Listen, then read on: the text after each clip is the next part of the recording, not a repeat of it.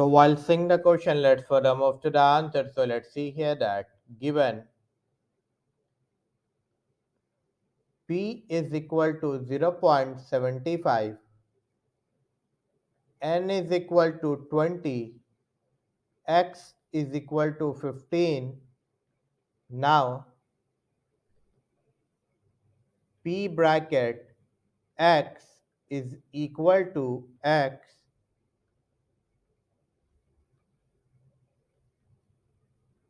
is equal to C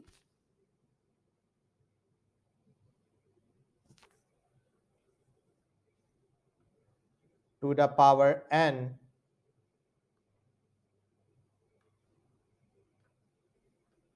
X P to the power X Q bracket N minus X